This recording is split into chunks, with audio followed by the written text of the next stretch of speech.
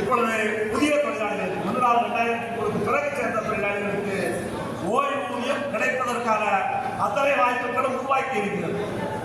மத்திய அரசாங்கம் யூபிஎஸ் திட்டம் அறிவித்திருக்கிறார்கள்.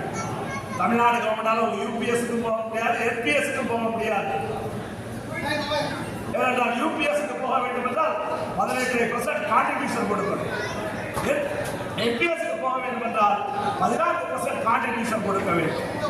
எனவே 2003 பிறகு உள்ளவர்களும் இந்த ஓய்வூதிய திட்டத்திலே வருவதற்கான அத்தனை வாய்ப்புகளும் உருவாகி இருக்கிறது.